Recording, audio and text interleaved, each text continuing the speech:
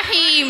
मेरी प्यारी माँ और बहनों और मदरसतुल बनात अल मसीहिया की अजीज़ तालिबात, आज मैं आपके सामने कुछ अर्ज़ करना चाहती हूँ। मुझे उम्मीद है कि आप सभी गौर से सुनोगी। आज की इस रूह परवर और पुररौनक महफिल में तालीम निस्वा की अहमियत व ज़रूरत पर कुछ अर्ज़ करने की जसारत कर रही हूँ। दुआ कीजिए कि रब्बे ज़ुल जलाल मुझे मेरी मर्ज़ी के मुताबिक कहने की और हम सबको उस पर अमल करने की तौफीक अता फरमाए।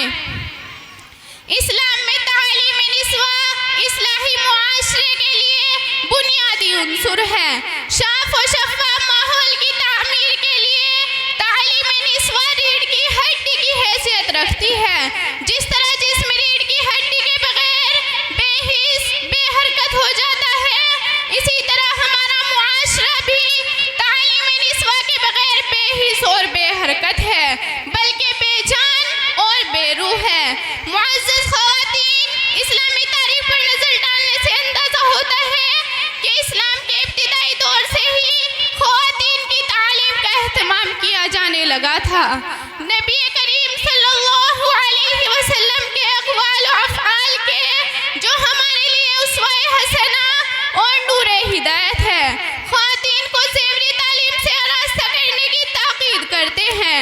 और ऐसा क्यों ना हो, आप सल्लल्लाहु अलैहि वसल्लम एक पैगंबर, रसूल और नबी होने के साथ साथ मेहमारे कौम और मुस्लिह उम्मत भी थे।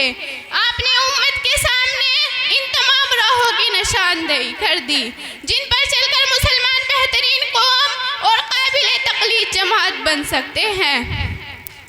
इसीलिए आपने ख़वातीन की तालीम के लिए एक दिन ख़ास फरमाया था।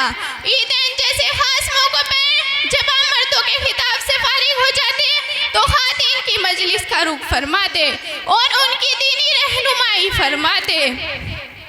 यही नतीजा था कि उम्मत को बहुत सी मुहद्दिसात और बेशुमार फ़ुक़हात मिल गई, जिनकी सरफ़हरिस्त में उम्मुल मोमिनीन हज़रत आयशा सिद्दीक़ा भी थी।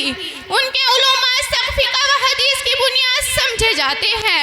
उनके इज्तिहाद को दीगर सहाबा के इज्तिहाद के मुकाबले में तरजीह दी जाती है, जिनकी क़ुव्वत और हिफ्ज़ व अमानत अजीब, ज़िहानत और फ़तानत बेमिसाल, फ़हम व ज़का बेनज़ीर, उलूम व मारिफ़ की बहर ज़ख़्वार, इन सब के साथ तक़वा व तहरत में भी बाकमाल थी। ख़वातीन की तालीम का ये मुबारक सिलसिला हज़रत आयशा से शुरू हुआ और सदियों तक चलता रहा।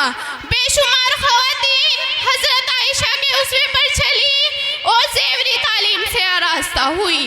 बड़ी बड़ी मुहद्दिसात कुरान व हदीस की एक से बढ़कर एक तर्जुमानी शरह पैदा हुई, जिनसे उम्मत को बड़ा फैज़ पहुँचा।